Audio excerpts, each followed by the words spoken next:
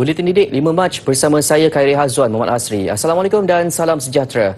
Sesi persekolahan penggal 1 kalender akademik sesi 2022-2023 bagi semua sekolah di seluruh negara akan bermula 21 Mac ini. Bagaimanapun masih ada murid yang perlu hadir ke sekolah secara bersemuka, penggiliran dan mengikuti proses pengajaran dan pembelajaran di rumah PDPR. Menteri Kanan Pendidikan Datuk Dr. Razi Jidin berkata, bagi sekolah rendah dengan murid melebihi 600 orang, mereka yang hadir ke sekolah tanpa penggiliran ialah murid berkeperluan khas MBK. Selain program pendidikan khas integrasi PPKI tahun 1, 2 dan 6 serta semua murid penerima rancangan makanan tambahan RMT. Murid tahun 3, 4 dan 5 pula akan hadir secara penggiliran dan ketetapan sama turut terpakai bagi sekolah swasta, sekolah ekspatriat serta sekolah antarabangsa. Bagi sekolah rendah yang jumlah muridnya di bawah 600 orang, semua murid sekolah rendah harian dan sekolah swasta perlu hadir tanpa penggiliran. Bagi sekolah menengah pula, semua pelajar tingkatan 1 hingga 6 akan menjalani sesi pembelajaran secara PDPR selama 2 minggu bermula 21 Mac ini. Mereka hanya akan hadir ke sekolah dan menjalani sesi pembelajaran secara bersemuka tanpa penggiliran bermula 4 April. Bagi Kolej Vokasional, Kolej Matrikulasi dan Institut Pendidikan Guru IPG, sesi akan berlangsung tanpa penggiliran dan mengikut takwim pengajian akademik masing-masing. Apa yang paling penting apabila sekolah dibuka semula kelak, kami di KPM amat berharap ibu bapa, murid-murid, guru-guru serta seluruh warga pendidikan dapat bersama-sama memastikan bahawa segala SOP yang telah ditetapkan dapat dipatuhi dengan baik. Sama-samalah kita pastikan supaya sesi persekolahan ini akan dapat terus berlangsung dengan selamat dan teratur dan anak-anak kita akan terus dapat datang ke sekolah secara bersemuka seperti sebelum-sebelum ini. KPM juga menggalakkan murid memakai pakaian seragam sekolah apabila sesi persekolahan baru dibuka nanti. Seperti sesi persekolahan sebelumnya, keputusan ibu bapa yang tidak menghantar anak ke sekolah tidak dianggap sebagai kesalahan disiplin. Bagi ujian saringan kendiri COVID-19 pula, 10% murid sekolah akan menjalaninya di rumah menggunakan kit ujian yang dibekalkan pihak sekolah. Sementara itu, pelajar tingkatan 1 yang mendapat tawaran ke sekolah berasrama penuh SBP perlu memilih sama ada mengikuti sesi PDPR atau hadir ke sekolah harian berdekatan kediaman untuk PDP bersemuka. Kaedah itu bagaimanapun hanyalah sementara sebelum KPM mengumumkan tarikh sesuai untuk pelajar berkenaan memasuki asrama. Ini bermakna murid-murid tingkatan 1 yang mendapat tawaran untuk ke sekolah berasrama sepenuhnya, murid-murid ini perlu berada di rumah masing-masing terlebih dahulu dengan sama ada mengikuti PDPR atau hadir ke sekolah berdekatan secara bersemuka. Kita akan umumkan kemudian tentang bilakah murid tingkatan 1 di sekolah berasrama sepenuhnya ini dapat mula masuk ke asrama.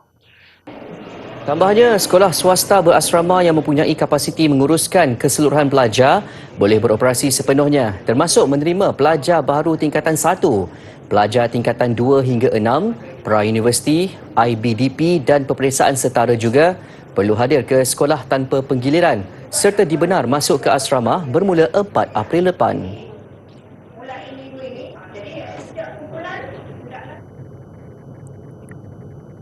974,355 individu atau 27.4% populasi kanak-kanak berusia 5 hingga 11 tahun di negara ini sudah menerima dos pertama vaksin COVID-19 setakat semalam. Berdasarkan data COVID Now, sejumlah 14,643,712 individu atau 63.5% populasi dewasa pula sudah menerima dos penggalak vaksin COVID-19. Seramai 22,953,291 atau 97.6% lengkap vaksinasi, manakala 23,232,845 atau 98.8% sudah menerima sekurang-kurangnya 1 dos. Bagi remaja berusia 12 hingga 17 tahun, sejumlah 2,803,567 individu atau 90.1% sudah melengkapkan vaksinasi mereka. Manakala 2,900,616 atau 93.2% menerima sekurang-kurangnya 1 dos vaksin.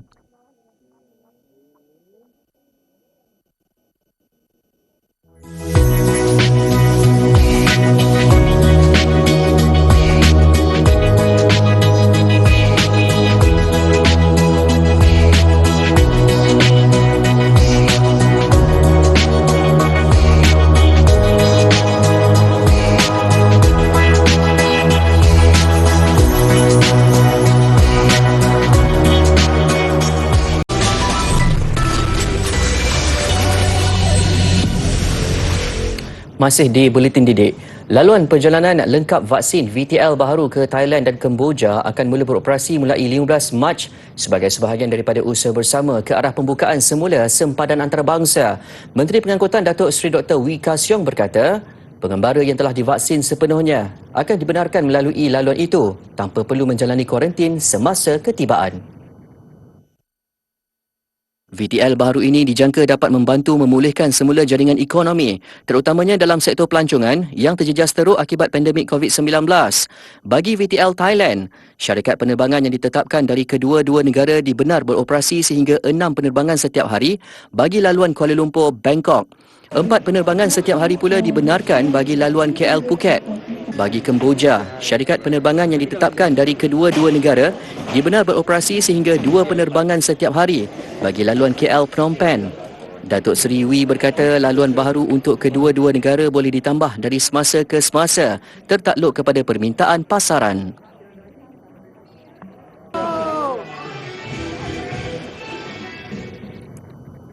Kerajaan menggariskan 4 tindakan hala tuju pembangunan lanskap negara agar keseimbangan dan kemampanan ekosistem negara terpelihara.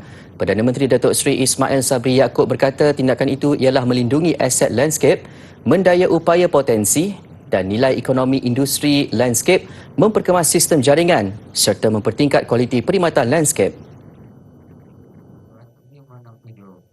Dasar lanskap negara juga telah digubal dan untuk pertama kalinya, negara taman terindah diterima kerajaan sebagai satu konsep yang memandu hala tuju pembangunan lanskap Malaysia. Untuk menjadikan Malaysia negara taman terindah tentunya bukan mudah dicapai.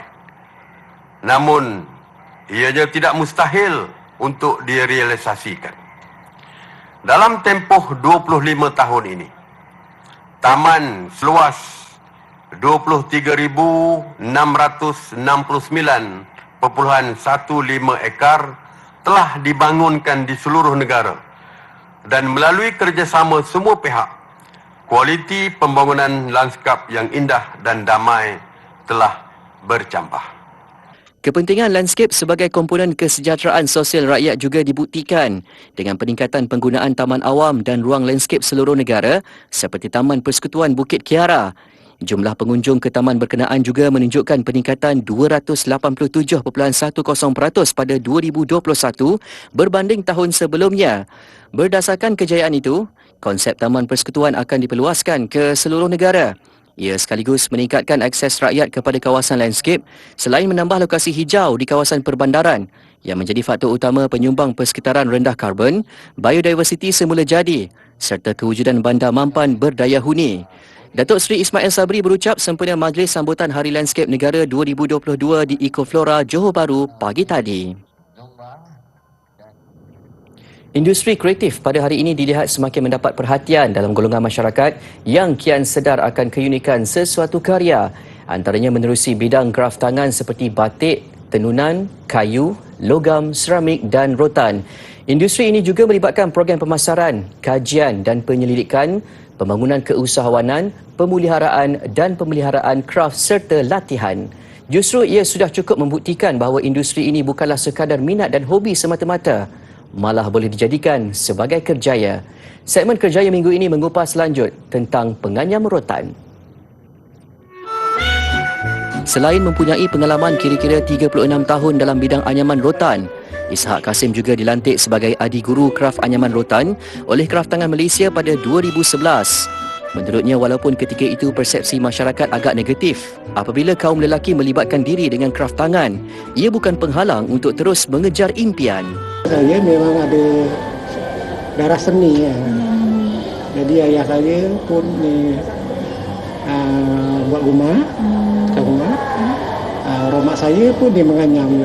Pasal daripada kecil dulu memang saya tolong ayah saya dan mak saya. Bila sebut nyaman mesti orang cakap awak ni untuk wanita kan. Jadi kan saya tak ambil kisah benda tu. Dia kata ini orang ni orang wanita ke orang buta ni kan, saya buat juga. Berkat sikap kental itu, dia berjaya memenangi tempat kedua mewakili negara di anugerah The UNESCO Craft Prize 2003 for Asia Pacific, mengalahkan kira-kira 60 negara lain. Dalam pada itu, setiap pekerjaan datang dengan tanggungjawab dan cabarannya tersendiri. Bagi penganyam rotan, ia terletak pada kreativiti dan kelainan anyaman rotan seseorang individu itu sendiri. Bila ramai, dia punya persaingan kan. Jadi kita seluruh kita banyak idea boleh keluarkan supaya satu produk tu ada kelainan dan ada perbezaan dan ada pelanggan masing-masing. Tegasnya, dalam bidang apa sekalipun, ilmu yang diperolehi perlu dikongsi atau diberi semula. Ia bukan sahaja dapat meningkatkan minat dalam kalangan masyarakat terutama golongan belia, malah memastikan kelangsungan industri seni warisan negara tidak lapuk di zaman.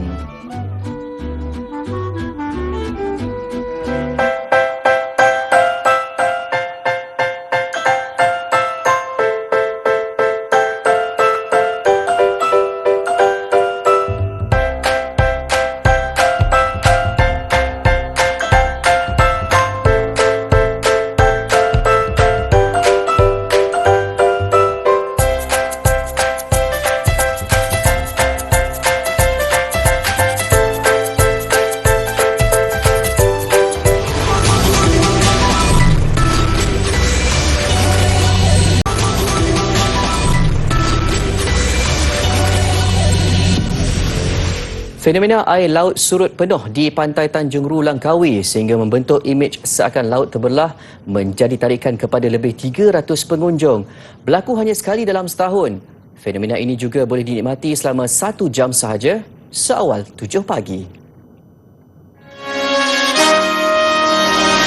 Ketika fenomena ini terjadi, pengunjung boleh berjalan di peting pasir yang terbentuk sejauh 600 meter ke tengah laut. Hasilnya, kawasan pulau yang lazimnya tidak dapat didekati dengan berjalan kaki boleh dijejaki. Antara pulau itu ialah Pulau Cabang dan Pulau Kelambaya. Peting pasir ini akan berlaku setiap kali bila ada full moon, bulan penuh dengan bulan baharu.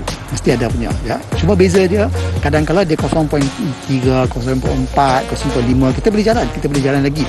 Ya. Setahun sekali dia akan turun sampai 0.0. Ada juga. Dan tahun ni dia turun 0.1 meter. Ya. Dan bila dia turun 0.1 meter, dia ada hari juga yang kita boleh jalan sampai ke pulau di depan tu. Pengunjung yang terdiri daripada pelancong dan penduduk tempatan berkumpul seawal jam 5 pagi untuk merasai pengalaman ini. Saya pun tak tahu apa nama dia, tapi banyak benda yang pelik-pelik lah.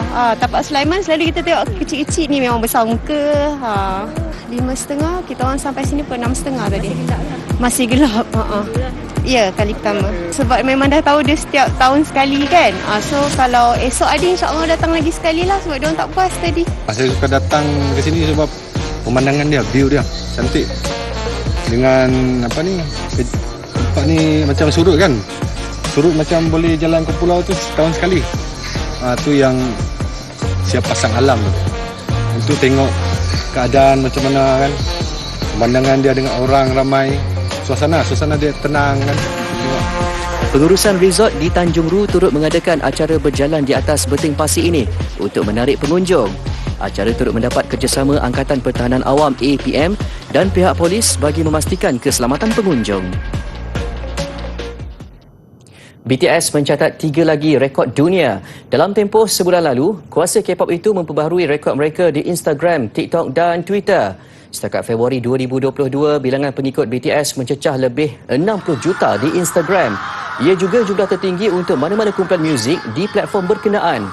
Tidak cukup dengan itu, salah seorang anggotanya V memecah rekod dunia sebagai akaun yang mencecah 1 juta dan 10 juta pengikut dalam masa terpantas kurang 6 jam.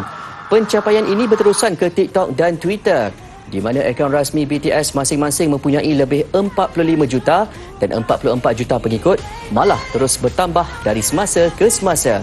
Angka itu yang tertinggi dicatatkan kumpulan muzik di kedua-dua platform. Kini BTS memiliki 28 Guinness World Records.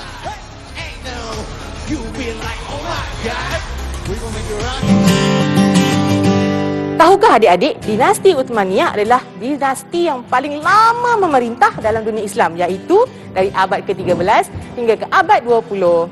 Artifak hari ini merupakan barangan Iznik. Iznik diambil daripada nama sebuah bandar di Turki.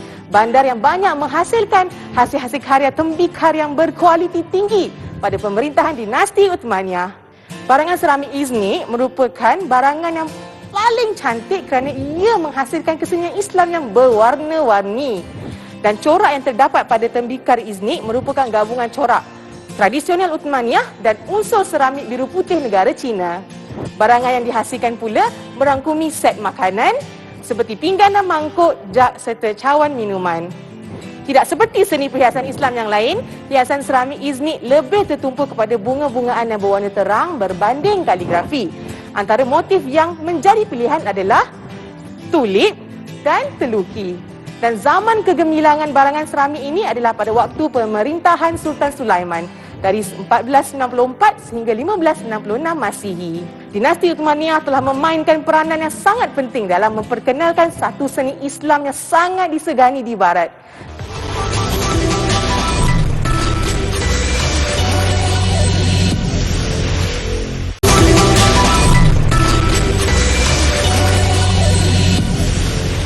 Terus kita ke laporan sukan. Saingan bola sepak Liga Super 2022 membuka tirai menyaksikan 4 perlawanan berlangsung semalam.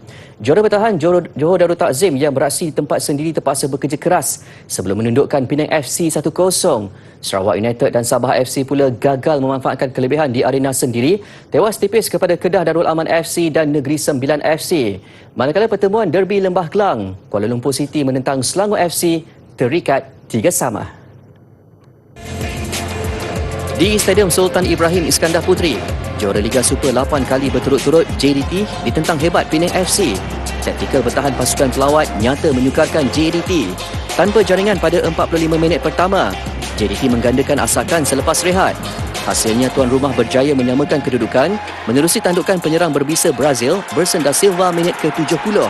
Jaringan tunggal itu nyata menegakan skuad bimbingan Benjamin Mora sebagai suntikan moral berdepan lawan-lawan berikutnya yang pasti mahu menundukkan antara kelab terbaik Asia itu. Di Stadium Negeri Kuching, pendatang baharu Liga Super Sarawak United berdepan Kedah Darul Aman FC. Jaringan awal KDA FC minit ke-16 menerusi penyerang import dari Cameroon Ronald Ngah nyata menjejaskan rentak tuan rumah. Meskipun cuba menyamakan kedudukan, Sarawak yang dibimbing bekas jurulatih kebangsaan B. Satyanathan gagal memanfaatkan beberapa peluang. Gol tunggal Ronald kekal sehingga whistle penamat untuk kemenangan sulung KDA FC.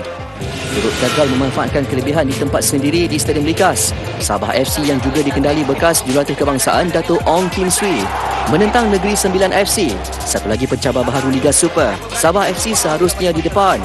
Namun sepakan penalti pada masa kecederaan babak pertama gagal disudahkan penyerang import dari Brazil Neto Pessoa. Sebaliknya Negeri Sembilan tampil lebih garang sebaik babak kedua bersambung. Pelawat memastikan 3 mata menerusi gol kemenangan Khair Jeffrey Jones minit ke-51. Sementara itu di Stadium Bola Sepak Kuala Lumpur Ceras, juara Piala Malaysia Kuala Lumpur City FC menentang Selangor FC. Ditangguhkan seketika berikutan hujan lebat. Selangor terlebih dahulu mencipta jaringan menerusi Yuri Henrik minit ke-18. KL City tidak perlu menunggu lama untuk mengikat kedudukan menerusi rembatan jarak jauh Zafri Yahya selang seminit kemudian. Minit ke-27, Selangor kembali di depan, kali ini hasil sepakan penalti Harrison Kayon. Bagaimanapun 5 minit berselang, KL City sekali lagi menyamakan kedudukan menerusi Hadin Azman. Bersambung babak kedua, giliran KL City pula mendahului lawan hasil percubaan Ryan Lambert pada minit ke-61. Namun hasrat mereka mempertahankan kelebihan itu tidak kesampaian apabila kekurangan pemain selepas Giancarlo Gallipoco dilayangkan kad merah. Kesempatan itu pantas diambil Selangor untuk mengasak dan berhasil apabila sepakan penalti sekali lagi disempurnakan penyerang Brazil Kayon minit ke-78. Keputusan muktamad Kuala Lumpur City 3, Selangor FC 3. Liga Hoki Malaysia 2022, kedudukan tangga teratas terus dikuasai Tenaga Nasional Berhad TNB selepas menewaskan TNB Thunderbolts 1-0. Namun ia belum cukup selesa buat TNB apabila terus dicabar hebat Terengganu Hoki Team THD yang cuma ketinggalan 1 mata apabila menundukkan Nur Insafi Sporting 5-0. Keputusan lain UiTM HA kekal di tangga keempat susulan kemenangan 3-1 ke atas skuad pembangunan kebangsaan. Perlawanan itu bagaimanapun terpaksa dihentikan selepas hujan lebat dan cuaca buruk.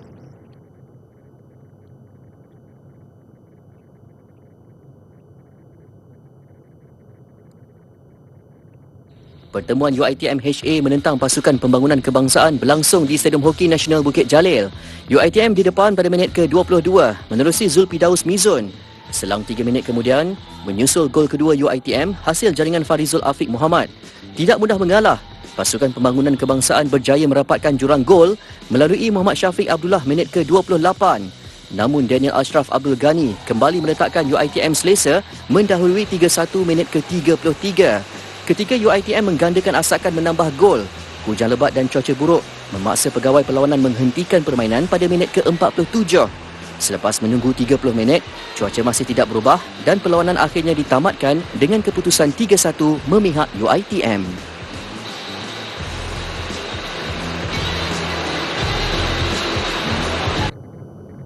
Gelagat pengunjung bergambar dan berhibur di sebuah muzium yang baru dibuka di Guatemala mengakhiri Buletin Didik. Saya Khairi Hazam Muhammad Asri. Salam hormat dan Assalamualaikum.